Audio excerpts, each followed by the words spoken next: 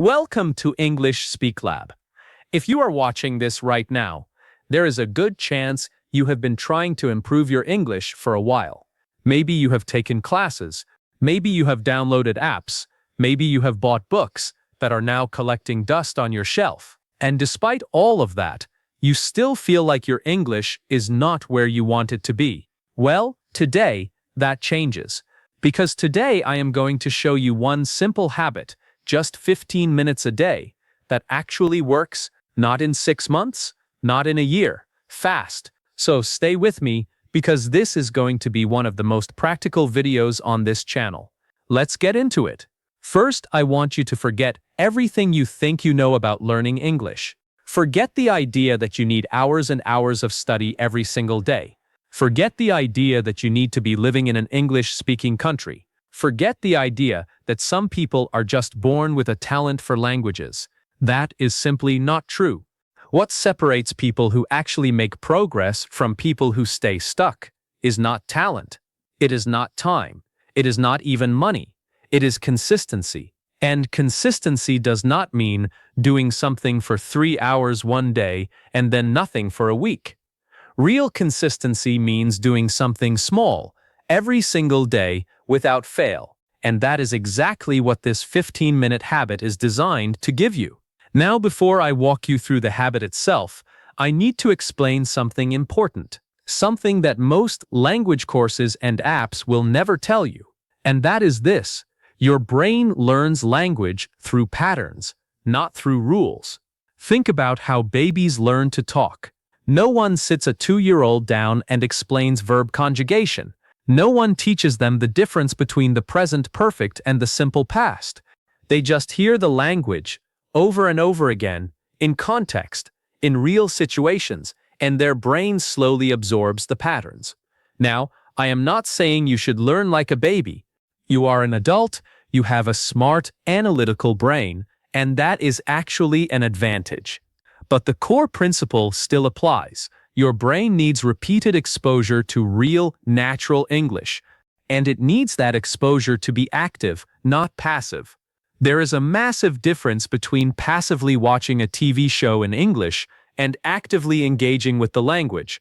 Passive exposure is better than nothing, but active practice is what actually moves the needle. So what exactly is this 15-minute habit? Let me break it down for you. It has 3 parts, and each part takes about 5 minutes. Simple, structured, and incredibly effective if you do it every day.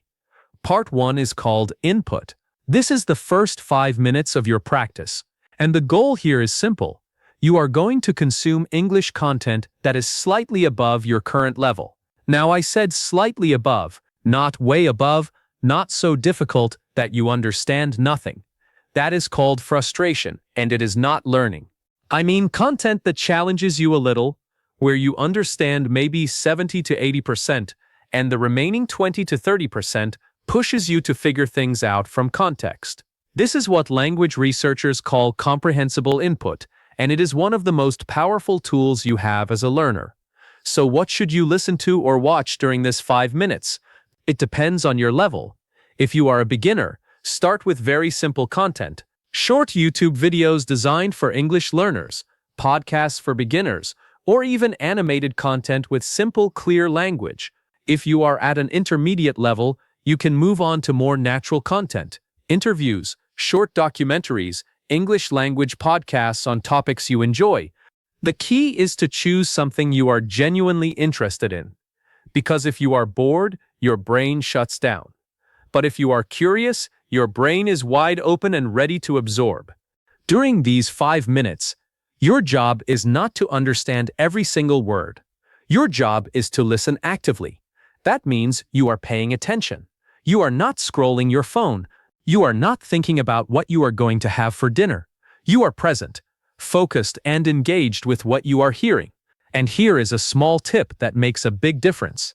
If something catches your attention, a word, a phrase, a sentence structure you have never heard before, write it down. Just a quick note. You do not need to stop and look it up right now. Just flag it and keep going. We will come back to that.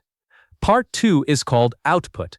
This is the second 5 minutes, And this is where most learners make a critical mistake. Most people spend all their time consuming English and very little time actually producing it. But here is the truth. You do not learn to speak by listening. You learn to speak by speaking. Reading will not make you fluent. Listening will not make you fluent. You have to open your mouth and start producing the language, even if it feels uncomfortable, even if you make mistakes, especially if you make mistakes. So during these 5 minutes, your task is simple. You are going to speak out loud. To yourself, to your phone, to your mirror. It does not matter. What matters is that you are using your voice and forming sentences in real time. Take one of the words or phrases you wrote down during the input phase, or if you did not write anything down, just pick a topic, any topic, and start talking about it in English for 5 minutes straight. Do not stop to check the dictionary. Do not pause to think of the perfect sentence.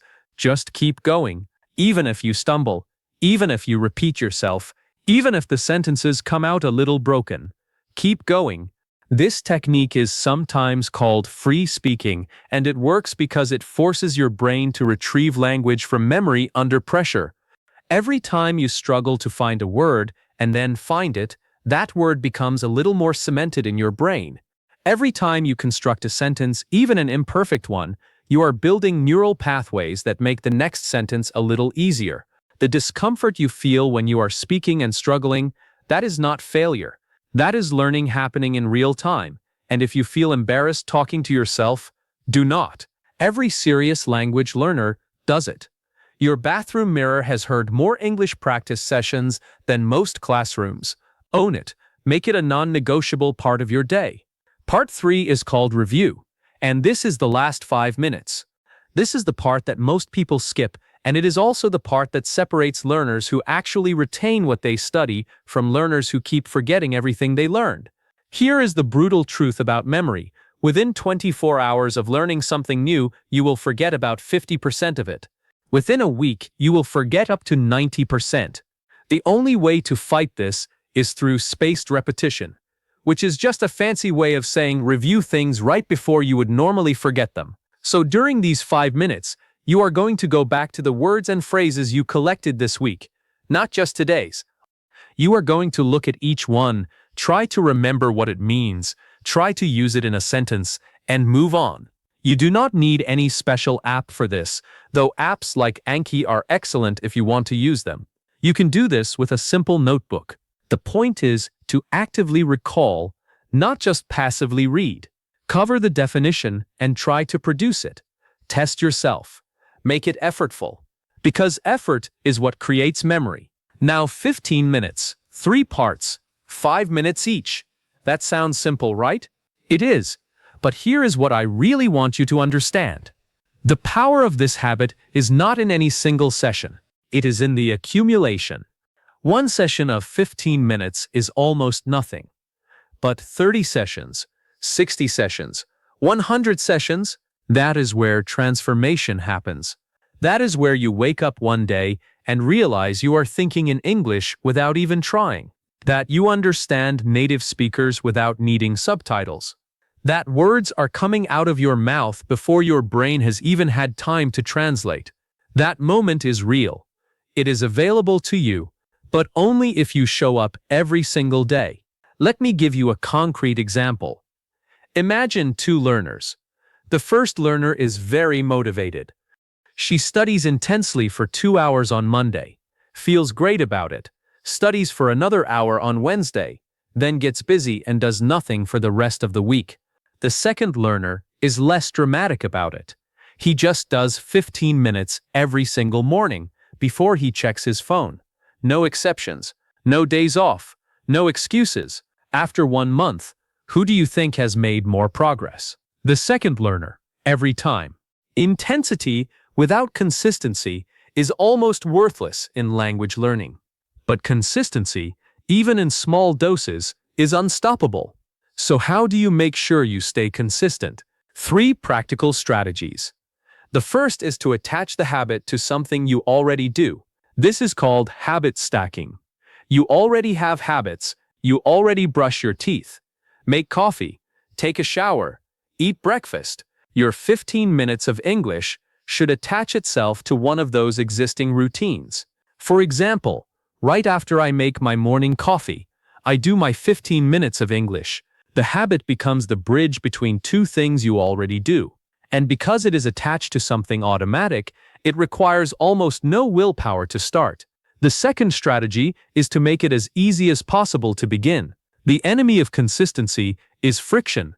If you have to search for what to watch, open 3 different apps, find your notebook, and remember where you left off. You will not do it every day. So prepare everything in advance. Know exactly what you are going to listen to. Have your notebook open and ready. Set a 15-minute timer. Remove every possible obstacle between you and starting. Because starting is the hardest part. Once you have started, momentum carries you forward. The third strategy is to track your streak. There is something deeply motivating about looking at a calendar with a long streak of unbroken days. Mark every day you complete your practice with a big X on a physical calendar.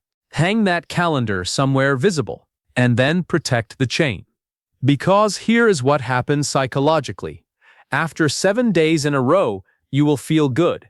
After 14 days, you will feel proud. After 30 days, the habit is part of who you are.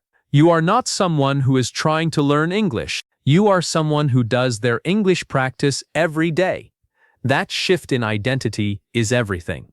Now I want to talk about something that often gets in the way of all of this, and that is perfectionism. A lot of learners are held back not by a lack of effort, but by an obsession with being perfect. They refuse to speak until they feel ready.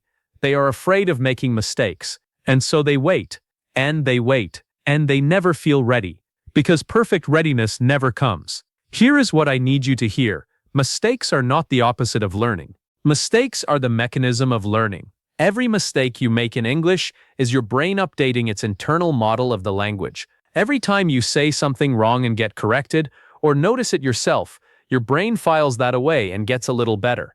The learners who make the most mistakes are often the ones who make the most progress. Not because mistakes are good, but because making mistakes means you are trying, you are producing, you are in the game. The learner who never speaks never fails, but they also never improve. So give yourself permission to be imperfect. Speak badly before you speak well. Mispronounce words. Use the wrong tense. Forget vocabulary. None of that matters. What matters is that you keep showing up, keep opening your mouth, and keep pushing your brain to engage with the language in real, active ways.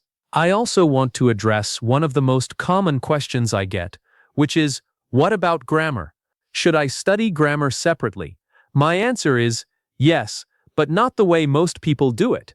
You do not need to memorize grammar rules from a textbook. What you need is to encounter grammar naturally, in real content, and start noticing patterns. And yes, if you notice a structure you do not understand, by all means look it up. Understanding why something works the way it does is genuinely useful for adult learners. But the goal is not to memorize rules. The goal is to internalize patterns until they feel natural, and that only happens through massive, repeated, active exposure to the language, which is exactly what this 15-minute habit is designed to give you. Let me also say something about motivation, because I know it fluctuates. Some days you are fired up and ready to go. Other days you just do not feel like it, and that is completely normal. But here is the thing, motivation follows action, not the other way around. You do not wait until you feel motivated to start. You start, and then the motivation comes. On the days when you do not feel like it, tell yourself, just 5 minutes, just the first part. Start the habit. I promise you that 99% of the time, once you have started, you will finish. The resistance is always at the door. Once you are through the door, you are fine. And on the rare day when you really cannot do the full 15 minutes, do 5, do 3, do 1. Just do not break the chain. Because a broken chain is the beginning of a broken habit. Even 1 minute of active English practice is infinitely better than 0 minutes. Keep this streak alive. All right, let's bring this all together. The 15-minute English habit that works fast is built on 3 pillars. Input, where you actively consume English that challenges you just enough. Output, where you produce English out loud, imperfectly but consistently. And review, where you reinforce what you have learned so your brain actually keeps it. Do this every day. Stack it onto an existing habit. Remove all friction and track your progress. That is the entire system. Nothing complicated, nothing expensive, nothing that requires you to move to London or hire a private tutor. Just 15 minutes every day, done right. If you are watching this and you are serious about making real progress in English, I want you to do one thing right now. Before you close this video, write down exactly when tomorrow you are going to do your 15 minutes. What time and what existing habit are you going to attach it to? Write it down, not in your head, on paper, because the act of writing it down increases the probability that you will actually do it by a significant margin. Make the commitment concrete. This channel, English Speak Lab, exists for one reason: to help you make real, measurable progress in English with practical methods that actually work. If this video helped you, hit the like button and subscribe so you do not miss what's coming next, because we have a lot more where this came from. Drop a comment below and tell me, what is your biggest challenge with English right now? I read every comment, and your questions help me know exactly what to cover next. You have got this. 15 minutes a day. Starting tomorrow, let's go.